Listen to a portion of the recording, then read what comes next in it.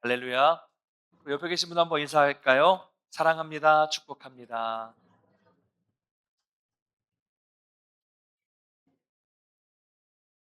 우리가 교회를 다닌다라는 말하고 신앙생활을 한다라는 말은 비슷한 말 같아 보이지만 사실 전혀 다른 말입니다. 교회를 다녀도 예수님을 만나지 않고 삶의 변화가 없는데도 교회를 다닐 수는 있죠. 그러나 신앙생활은 다릅니다. 예수님을 만나서 삶의 변화가 있어야만 우리는 그 사람이 진짜로 신앙생활을 한다라고 말할 수 있는 거예요. 그래서 다르게 표현하면 성령의 역사를 알고 경험을 했느냐, 성령의 역사를 경험하지 못했느냐 따라서 달라진다고 말씀을 드릴 수 있습니다. 그만큼 신앙생활에서 우리가 성령님의 인도를 받는 것이 중요하다는 거예요. 지난번에 두 번의 설교를 통해서 사도행전 2장 1절부터 13절 두 번의 설교를 통해서 우리는 오순절 성령 강림에 대해서 보았습니다. 성령 강림은 두 가지 의미에서 중요한 의미를 가지고 있다. 첫 번째는 교회의 정체성이죠. 교회는 인간이 모여서 인간이 마음대로 만든 것이 아니라 성령님에 의해서 성령의 초자연적인 능력으로 세워졌다. 교회의 정체성. 그만큼 교회가 중요하다는 거고 교회는 성령께서 세우셨기 때문에 사라지지 않는다는 거죠. 또 하나는 교회의 사명이죠. 그렇게 성령의 능력을 받은 교회는 선교를 목적으로 세워졌다는 거예요.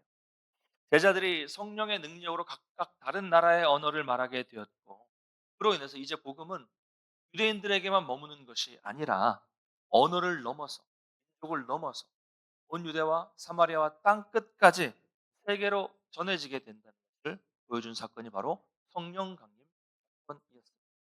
이제 오늘 그리고 다음 주일은 이제 오순절 성령 강림이 있었던 그때 베드로가 일어나서 설교하는 그런 내용이 두 주간 나옵니다. 베드로의 설교예요. 우리가 읽은 본문은 베드로 설교입니다. 베드로의 설교를 제가 다시 설교합니다. 네. 베드로의 설교를 설교하는 거예요. 표절 아니에요. 네. 네. 베드로의 설교를 제가 설교하는 거예요. 네, 제자들이 이 각각 다른 언어로 말하기 시작하니까 전 세계에 모여있던 사람들이 소동이 일어났습니다.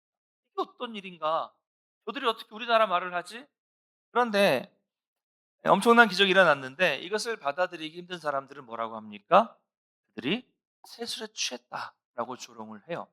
그러자 갑자기 베드로가 일어납니다.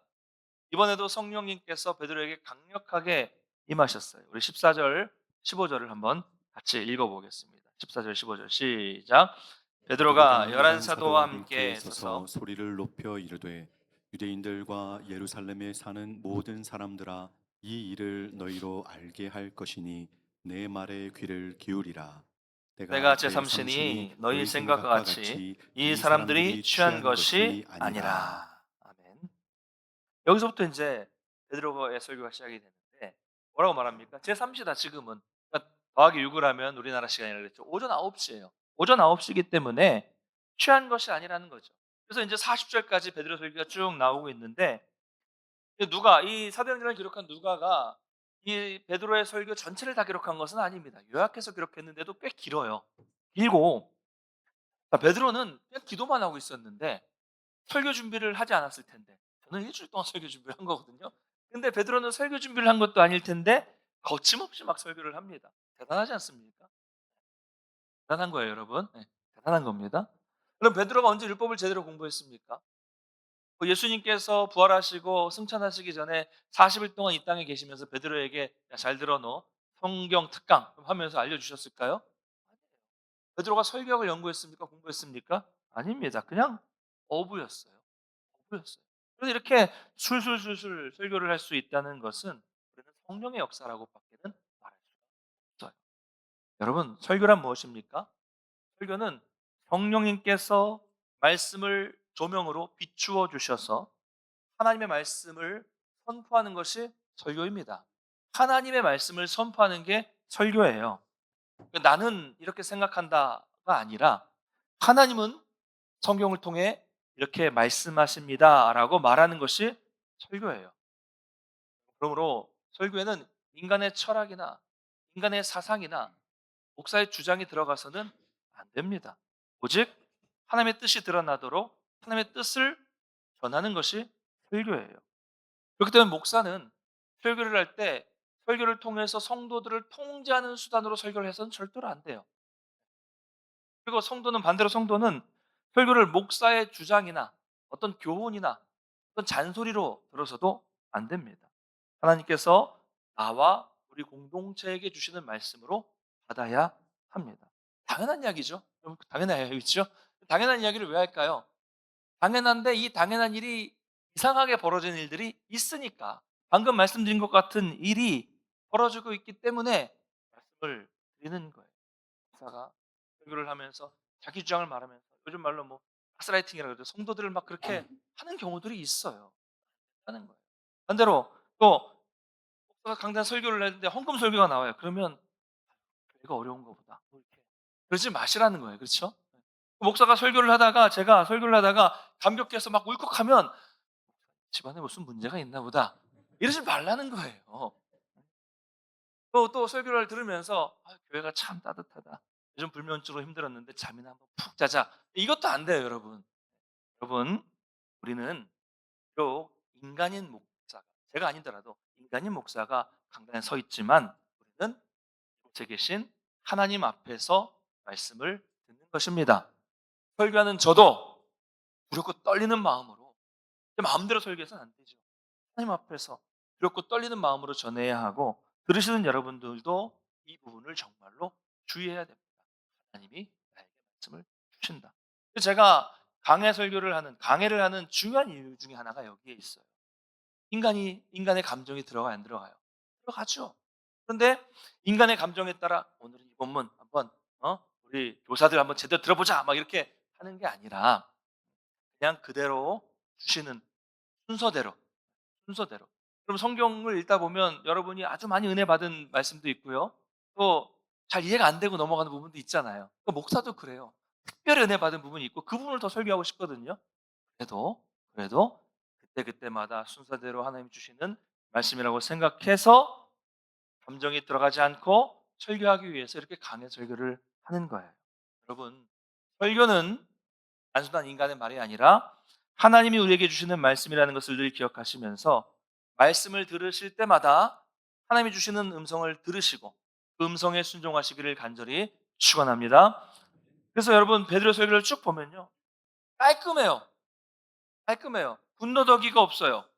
그리고 요즘 많이 보는 어떤 개인기, 목회자의 개인기, 뭐 유머, 이런 것도 없고요.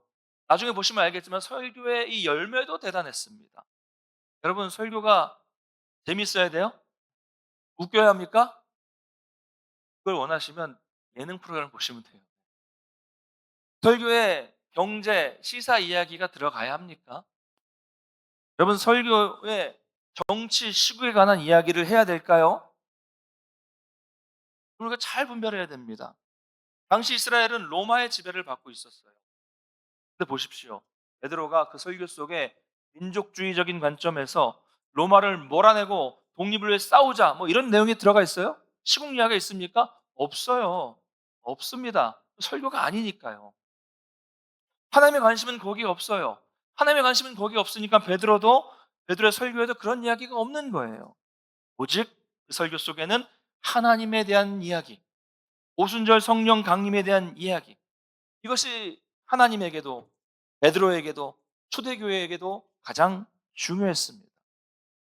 사랑하는 우리 성도 여러분, 하나님을 우리의 정치, 우리의 경제, 우리의 삶에 있어서 나를 좀 도와주고 밀어주시고 힘을 실어주는 그런 분으로 우리가 생각해서는 안 됩니다. 이런 착각을 해서는 안 됩니다.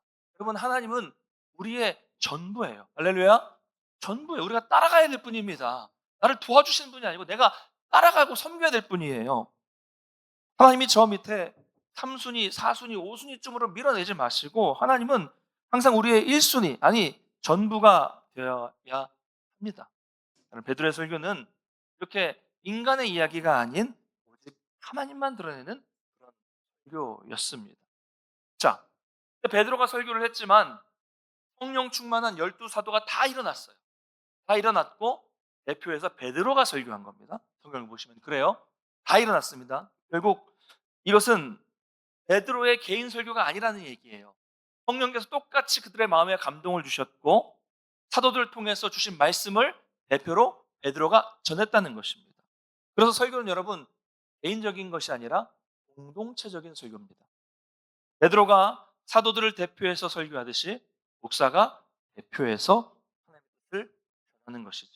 자, 이런 면에서 대표 기도도 마찬가지입니다. 한 사람이 나와서 우리 장로님, 우리 집사님들이 나오셔서 대표 기도를 하지만 그 기도는 다 개인의 기도가 아니라 우리 공동체를 대표해서 하는 대표 기도입니다. 그러므로 대표 기도 나오셔서 개인 기도하시면 되고요. 우리 공동체가 관심을 갖는 하나님의 나라와 영광을 위한 공동체 기도를 해야 되는 거예요. 설교도 기도도 대표적인 공동체의 설교, 공동체의 기도라는 거예요. 자, 그래서 베드로가 설교를 시작하는데 먼저 구약의 요엘 선지자의 말씀을 인용을 합니다. 우리가 사도행전에도 나와 있지만 요엘서 말씀을 한번 읽어보겠습니다. 2장 28절에서 32절 같이 한번 읽겠습니다. 시작. 그 후에 내가 내 영을 만민에게 부어 주리니 너희 자녀들이 장래 일을 말할 것이며 너희 늙은이는 꿈을 꾸며 너희 젊은이는 이상을 볼 것이며 그때에 내가 또 또 내 내 영을 영을 남종과 남종과 여종에게 여종에게 부어줄 부어줄 것이며 것이며 내가 이적을 이적을 하늘과 땅에 하늘과 땅에 베풀리니 베풀리니 곧 곧 피와 피와 불과 불과 연기 연기 기둥이라 기둥이라 여호와의 여호와의 크고 크고 두려운 두려운 날이 날이 이르기 이르기를 전에 내가 해가 이루어지고 어두워지고 달이 달이 핏빛같이 핏빛같이 변하리니와 변하려니와 누구든지 누구든지 여호와의 여호와의 이름을 이름을 부르는 부르는 자는 자는 구원을 구원을 얻으리니 얻으리니 이는 이는 나 나 여호와의 여호와의 말대로 말대로 시온산과 시온산과 예루살렘에서 예루살렘에서 피할 피할 자가 자가 있을 있을 것이며 것이며 남은 남은 자 자 중에 중에 나 나 여호와의 여호와의 부름을 받을 부름을 받을 자가 자가 있을 있을 것임이니라. 것임이니라. 아멘. 자, 이 구약의 말씀, 이미 예언된 이 구약의 말씀이 오늘 이 성령 강림을 통해서 어떻게 이것이 실행되었는가, 성취되었는가를 베드로가 다시 설명하는 것이 베드로의 설교의 핵심이에요. 자, 먼저 요엘서에는 그 후에라고 말씀하고 있는데 그 후에 성령을 부어 주신다고 말씀하셨는데 베드로는 이 그 후라는 말을 말세로 해석을 합니다. 그래서 우리가 말세라는 말을 좀 이해를 해야 돼요. 그럼 말세가 뭐죠? 말세는 말 그대로 세상의 끝을 말하는 거죠. 세상의 끝.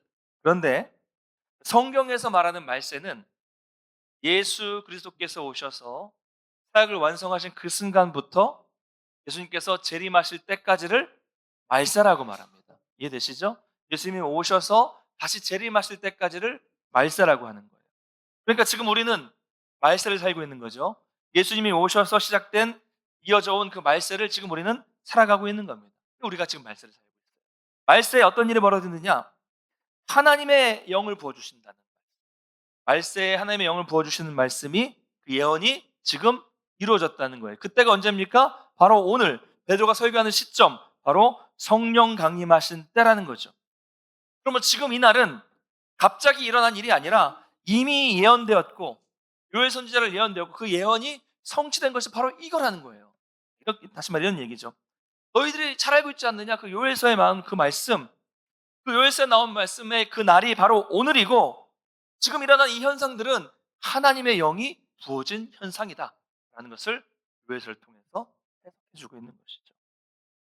그러면 이때 당시 사람들은 말세가 한참 후에 있을 것으로 믿었고 있었는데 이런 선포는 정말 충격적인 선포였죠. 지금 벌써 말세가 왔다? 충격이라는 거죠. 자, 그 다음 살펴볼 내용은 내 영을 모든 육체에게 부어주신다라는 말씀을 하고 있어요. 여러분 성령은 누구에게 임하십니까? 성령은 모두에게 임하십니다. 구약시대에는 특별한 사람에게만 임했지만 오순절 성령 사건 이후에는 오순절 성령 강림 이후에는 주님을 믿는 모든 사람에게 임합니다. 성령은 남녀노소 또 종과 주인의 차별이 없습니다. 여러분 성령은 누구나 받을 수 있다는 것을 믿으시기를 바랍니다. 바로 이날 성령이 임하셨다.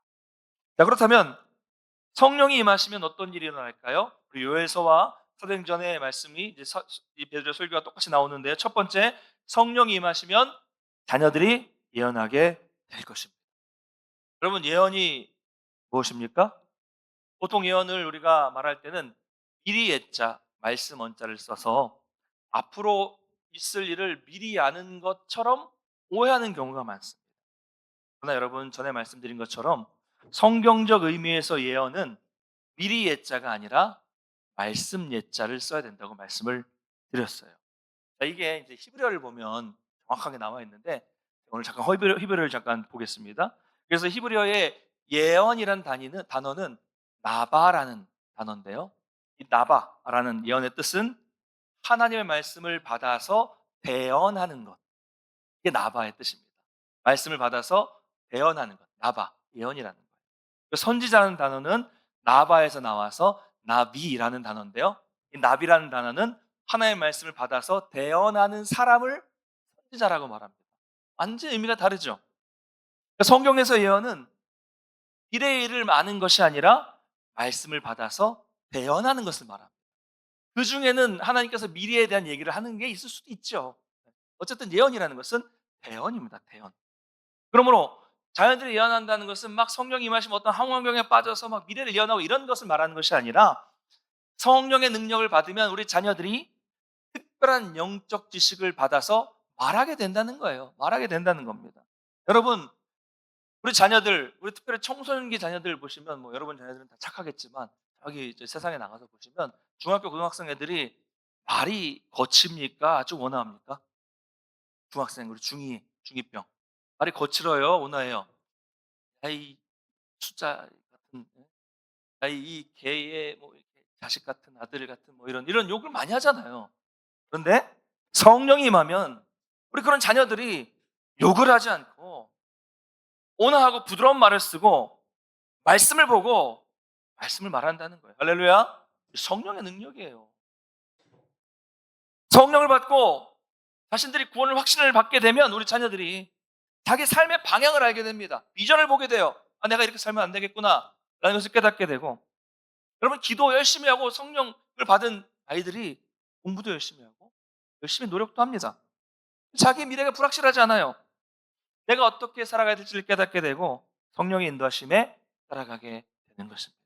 여러분, 모든 자녀들에게 성령이 임하시기를 간절히 기도하시기를 바랍니다. 자, 두 번째, 성령이 임하시면 늙은이들은 꿈을 꾸게 된다라고 말씀하고 있어요.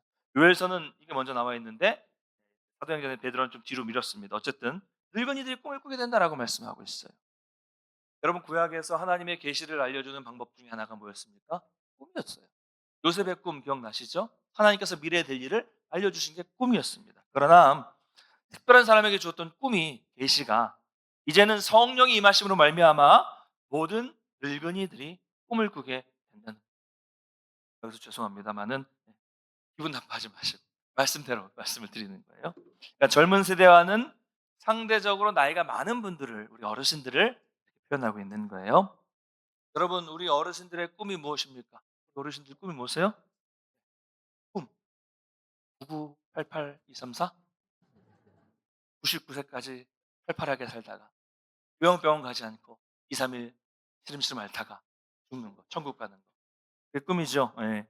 물론 중요합니다. 근데 그러다 보니까 보통 이 나이가 들수록 이 미래에 대한 비전이 없어지잖아요. 소박하잖아요. 그냥 편안히 죽었으면 좋겠다. 이런 거잖아요. 우리 자녀들 건강하게 살다가 우리 자녀들 번성하는 것을 보고 외롭지 않게 9988, 234 하는 것. 참 이런 게 꿈이죠. 그 어르신들은 사실 비전이 별로 없어요. 그래서 나는 이제 은퇴했으니까 이제 좀 빠지고 좀 쉬겠습니다. 노후를 보내겠습니다. 이렇게 말씀하시는 분도 있고요. 제발 좀 이제 직분 좀 일찍 좀 은퇴시키고 좀 쉬게 해주세요. 이런 분들도 계시고 그렇게 되는 거잖아요. 그러나 여러분, 성령이 임하시면 성령이 임하시면 새로운 꿈을 꾸고 소망과 기대감을 갖게 되는 것입니다. 우리 어르신들도 성령이 임하시면 꿈과 비전을 갖게 됩니다. 내가 가진 꿈을 꾸는 것이 아니라 자신이 살았던 수십 년의 경험을 넘어서는 성령님이 주시는 꿈, 새로운 미래로. 여러분, 이게 성령의 역사예요. 아브라함은 몇 세였습니까? 75세에 말씀을 듣고 모든 직업과 기반과 친구들과 고향을 떠나서 새로운 꿈을 향해 나아갔어요. 무슨 꿈을 꿨습니까? 100세의 아들을 낳는다는 꿈, 하나님의 꿈. 그 꿈을 꾸었고 그 꿈이 이루어졌어요. 모세는 120세에도 눈이 쇠하지 않았어요. 여러분, 갈렙은 85세에도 담대히 말합니다. 내가 할 수 있습니다. 이 산지를 내게 주시옵소서. 비록 나이로는 85세의 나이지만 그 마음은, 그 심령은 청년이었어요. 여러분, 이것이 성령의 능력입니다. 우리 어르신들처럼 성령 충만하셔서 성령님이 주시는 꿈을 꾸시고, 아브라함처럼, 갈렙처럼 내가 뭘 하냐 이게 아니라 정말 하나님이 주시는 꿈을 담대히 이루어 나가시기를 간절히 축원합니다. 세 번째는요, 우리 청년들은 환상을 보게 된다. 성령이 임하시면 청년들은 환상을 본다. 그럼 요즘 청년들이 꿈이 없어요.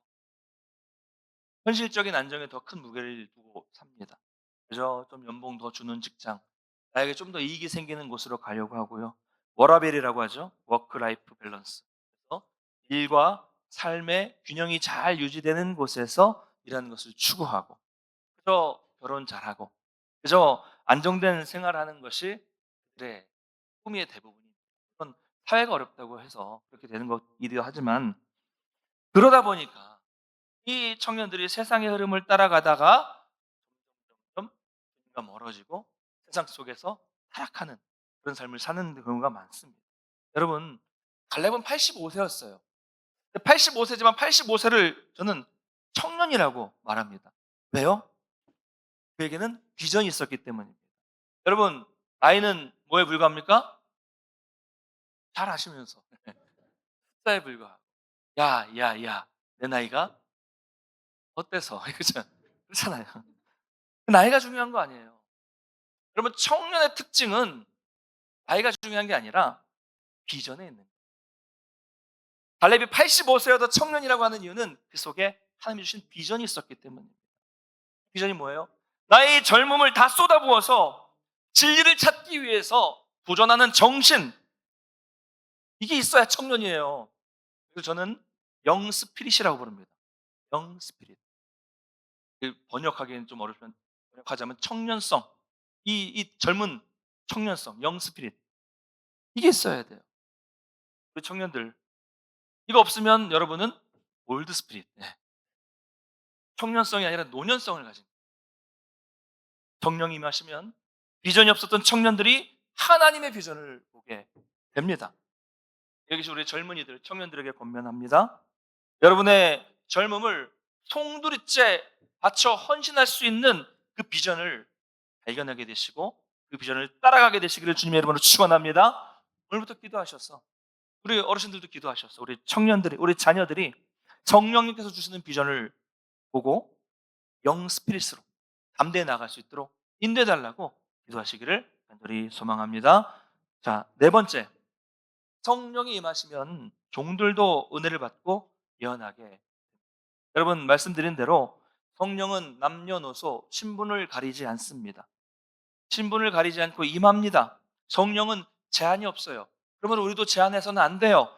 저 인간은 안 돼, 하지 마십시오. 그 인간도 됩니다. 그 인간도 성령을 받을 수 있어요. 오직 모든 성령의 역사는 모든 사람에게 됩니다. 자, 성령이 임하시면 이런 일들이 일어나고요. 그 다음 19절 20절을 한번 읽어보겠습니다. 19절 20절 시작. 또 내가 위로 하늘에서는 기사를, 아래로 땅에서는 징조를 베풀리니 곧 피와 불과 연기로다. 주의 크고 영화로운 날이 이르기 전에 해가 변하여 어두워지고 달이 변하여 피가 되리라. 아멘. 자, 이 메시지는 심판의 메시지죠. 여러분, 성경에서 불, 피, 연기, 이건 다 심판에 관한 이미지입니다. 자, 이런 기사가 나타나고 20절을 보니까 주의 크고 영화로운 날이 임하기 전에, 주의 크고 영화로운 날, 이 날이 언제입니까? 심판의 날이죠. 주의 크고 영화로운 날이 임하기 전에 이런 징조가 있다는 거예요. 해가 변하여 어두워지고 달이 변하여 피가 되는 이런 징조가 있다는 거죠. 여러분, 잘 생각해 보십시오. 이 베드로가 이 말씀을 하고 있는 시점에 이런 일이 있었어요. 언제 일어났습니까? 얼마 전에 예수님께서 십자가에 달려 돌아가셨을 때 있었어요. 사람들은 이런 일이 말세에나 있는 일이라고 생각했지만 베드로는 이미 이 날이 지나갔다, 있었다라는 것을 해석해 주고 있는 것입니다. 예수님이 오심으로 이미 이 날이 임했고 주의 크고 영원한 날이 이제 임할 날이 가까웠고 성령이 오심으로써 새로운 시대가 시작되었다는 것을 강조하고 있는 거예요. 새로운 시대가 시작되었으니 이제 그 주의 크고 영화로운 날도 가까웠다는 거예요. 심판의 날도 가까웠다는 것입니다. 여러분 생각해 보겠습니다. 이 사람들은 불과 40여일 전에 예수님이 십자가에 달리고 돌아가시고 부활하시고 40일을 이 땅에 함께 계셨고 승천하셨고 며칠 있다가 이제 성령 오순절 성령 강림이 있었던 거잖아요. 그러니까 40여일 전에 이런 이상한 일을 경험했어요. 그 당시 사람들에게 얼마나 놀라운 일이었습니까? 예수님이 십자가에 달려 돌아가셨을 때, 달려셨을 때 정오부터 최소한 3시간 동안 그 대낮에 해가 변하여 어두워진 캄캄해진 아주 이상한 현상을 그들이 보았습니다. 예루살렘 모든 사람들이 보았어요. 경험했습니다. 얼마나 놀랍고 두려웠을 거예요. 대낮에 깜깜해지니까. 당시 사람들은 예수님에 대한 궁금증이 다 있었습니다. 정말 이분이 메시아인가? 아니면 선지자인가? 아니면 사기꾼인가? 아니면 거짓말쟁이인가? 아니면 이단인가? 이런 관심들이 너무 많았습니다. 그래서 예수님께서 십자가에 달려 돌아가실 때 그 주변에 있었던 사람들도 있었지만 거기에 있지 않았던 사람들도 다 오직 거기에만 관심을 가지고 있었어요. 예수가 죽어? 죽을까? 선지자일까? 메시아일까? 온통 여기에 관심이 있었는데 바로 그날 해가 빛을 잃은 무시무시한 장면을 그들이 그런 강력한 충격, 강력한 기억을 가진 사람들에게 베드로는 뭐라고 말합니까? 봐라, 성경에 있지 않느냐? 이게 심판의 징조다라고 해석해 주는 거죠. 그러니 이 이야기를 듣는 사람들이 얼마나 두려운 마음이 들었을까? 심판이 곧 있겠구나라는 두려운 마음이 때 베드로는 이렇게 두려워하는 자들에게 복음을 제시합니다. 우리 21절 한번 읽겠습니다. 21절 시작. 누구든지 주의 이름을 부르는 자는 구원을 받으리라 하였느니라. 할렐루야. 여러분, 누구든지 주의 이름을 부르는 자는 구원을 받습니다. 믿으십니까? 여러분, 베드로가 이 복음의 핵심을 말하고 있어요. 어떻게? 하지 않습니까? 이 말씀도 요엘서에 있는 말씀인데요. 사실 생각해 보겠습니다. 요엘서에서 누구든지 주의 이름을 부르는 자들이라고 했을 때 주님은 누구였을까요? 그 당시에는, 구약 시대에는. 어려운 질문입니까? 주님은 누구예요? 당연히 하나님이죠. 여호와 하나님이죠. 그런데 베드로는 이 성령의 감동으로 그 주님이 누구냐? 바로 얼마 전에 십자가 위에서 잔인하게 처형된 나사렛 예수, 너희들이 그동안 봤던 그 예수 그리스도, 그분이 바로 그 주님, 하나님이다라는 것을 해석해 주고 있는 거예요. 베드로는 이 요엘의 예언과 예수님의 십자가와 그리고 오순절 성령 강림 사건이 각각 그냥 따로따로 일어난 흩어져 있는 사건이 아니라 이 모든 것이 하나님의 거대한 구원 계획 안에서 이루어진 사건이라는 것을 관통해서 꿰서 연결시켜 주셔서 설명하고 있는 거예요. 사람들은 충격적인 설교죠. 충격적인 이야기입니다. 그게 이거였다는 게 충격이죠. 베드로가 이것을 어떻게 알 수 있었을까요? 성령의 감동으로 알게 된 거죠. 그리고 복음의 핵심을 누구든지 주의 이름을 부르는 자는 구원을 받으리라. 여러분, 율법을 지켜야 되는 것도 아니고 유대인이어야만 하는 것도 아니고 누구든지 주의 이름을 부르고 누구든지 주의 이름을 고백하면 구원을 받습니다. 할렐루야. 얼마나 놀라운 은혜입니까? 이것이 바로 하나님의 구원의 방법입니다. 누구든지 주의 이름을 부르는 자는 구원을. 여러분, 이 이야기에 불만이 있으십니까? 불만 있으세요? 아니, 나는 수십 년 동안 교회 다니느라고 저도 불만 많았거든요. 주일날 어디 놀러 가지도 못하고 신혼여행도 일주일을 넘길 수가 없어서 사역을 하니까 그렇게 했고 그렇게 어딜 다니지도 못하고 그렇게 교회에 매여서 열심히 봉사했는데 주의 이름을 부르기만 하면 구원을 받는다고 기분이 나쁘네? 이러지 마시고 여러분, 우리도 이 복된 소식을 들었기 때문에 이 자리에 있는 것입니다. 이 소식을 우리에게까지, 이방인인 우리에게까지 알려주시기 위해서 하나님은 오순절 성령 강림을 허락해 주신 거예요. 그래서 우리에게까지 복음이 오게 된 것입니다. 그러면 성령 충만해서 뭘 하라고 하시는 겁니까? 성령을 받아서 무엇 하겠습니까? 나만 받고 우리끼리 잘 맞고 살라고 주신 것이 아니라고 말씀을 드렸어요. 하나님께서는 누구든지 구원하기로 하셨다. 그래서 예수님이 오셨고 십자가에 죽으셨고 부활하셨다. 누구든지 이것을 믿고 그 이름을 믿는 자는 그 이름을 부르면 구원받는다. 이것을 전하라는 겁니다. 우리도 받았으니까 이 복음을 전하라고 성령을 주셨습니다. 오늘 마침 선교 주일입니다. 여러분 성령 충만하셔서 여러분 성령을 받으셔서 이 단순하고 된 소식을 전하시기를 간절히 축원합니다. 이것을 감당해야 교회가 이것을 전해야 교회가 사명을 감당하는 거예요. 여러분 교회가 이 사명을 잘 감당해야 되고요. 하나님의 뜻은요 전하라는 겁니다. 복음을 전하고 나누고 흘려 보내라는 거예요. 그러면 그 다음은 하나님이 하세요. 그 복음을 듣는 사람이 구원을 받든 말든 그 하나님의 책임이고요. 우리가 복음을 전해서 교회가 부흥하고 성장하는 것도 하나님이 하실 일입니다. 우리는 그저 전하는 거예요. 이것이 성도와 교회의 여러분 이 오순절 성령 강림 사건은 갑자기 있었던 것이 아니라 이미 성경에 예언된 대로 성취된 사건입니다. 성령은 모든 사람에게 임하십니다. 그럼 당신은요 남녀의 차별이 심했죠? 심했어요. 여성은 숫자에 치지도 않았어요. 아이는 숫자에 치지도 않았어요. 노소의 이 차이도 심했습니다.